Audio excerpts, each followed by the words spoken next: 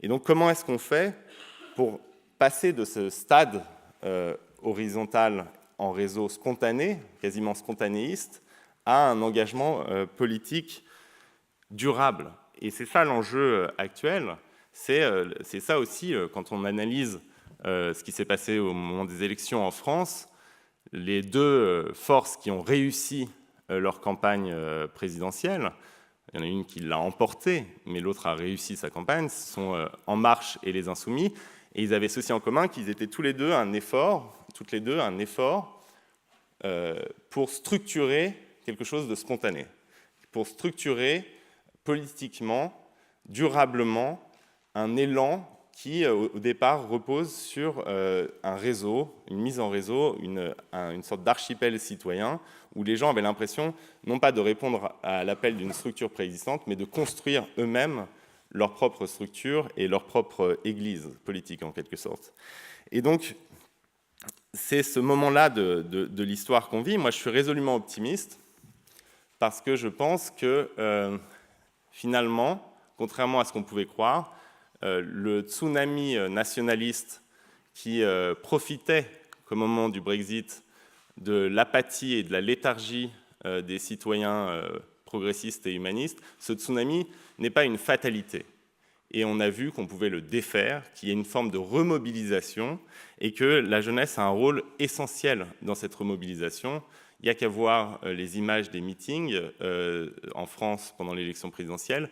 Il y a eu, beaucoup plus d'ailleurs qu'en 2012, un élan dans la jeunesse, que ce soit aux primaires du Parti socialiste quand Benoît Hamon a gagné, ou dans les meetings de Mélenchon et de Macron. Il y a eu un vrai retour de la jeunesse au premier plan de l'engagement politique. Et donc, moi je suis résolument optimiste, mais ce qu'il faut comprendre, c'est que pour que ces mouvements-là soient durables, pour qu'ils débouchent sur une réelle transformation de la société, les initiatives locales et même les structurations ne sont pas, comme vous l'avez dit, ne sont pas suffisantes. Il faut un grand récit de transformation. Il faut un horizon collectif.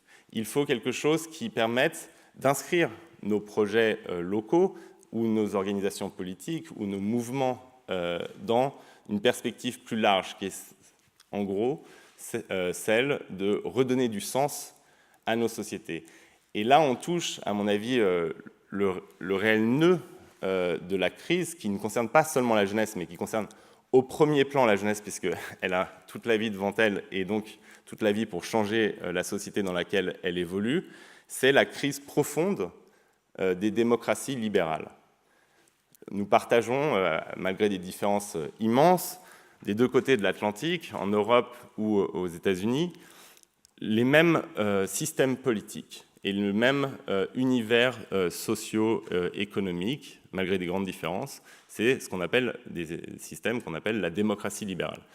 Et pour moi, la démocratie libérale, c'est un système branlant qui ressemble à un tableau de Caravage qui s'appelle Saint-Matthieu et l'ange, où on voit Saint-Matthieu discuter avec l'ange envoyé par Dieu. Et au premier plan, on se rend compte que Saint-Matthieu, en fait, est en train de s'appuyer sur un tabouret qui menace de vous tomber dessus quand vous regardez le tableau. Donc au premier plan, il y a un tabouret qui aussi et qui menace de tomber. Les démocraties libérales, en réalité, sont ce tabouret pour moi. C'est-à-dire que c'est des systèmes qui sont toujours en déséquilibre entre deux tendances, toujours instables, entre deux tendances, la tendance démocratie, c'est-à-dire l'horizon collectif, la tendance holistique, la logique holistique qui place le pouvoir du peuple au-dessus de tout, et la tendance libérale, qui est la tendance individualiste, qui sanctuarise votre espace privé et qui vous permet non seulement de créer votre entreprise, mais aussi d'embrasser qui vous voulez dans la rue sans que personne n'ait le droit de regarder ce que vous faites dans votre espace privé. Et donc, il y a deux tendances, et c'est l'équilibre entre ces deux tendances, entre l'individualisme et le pouvoir du tout, l'horizon collectif, le pouvoir du peuple, qui fait le dynamisme de nos sociétés. Or, depuis 30 ou 40 ans, les logiques libérales, les logiques individualistes, ont tellement emporté le débat, ont tellement colonisé l'espace public, ont tellement déséquilibré le tabouret, que celui-ci menace de tomber. Et donc tout l'enjeu aujourd'hui pour nous, pour les jeunes en particulier, mais pour les citoyens en général, c'est eh bien, de restaurer une forme de balance et d'équilibre pour ce tabouret en rappelant que le tout, les logiques collectives, l'horizon collectif, eh bien, peuvent primer sur les espaces privés et les dynamiques individuelles.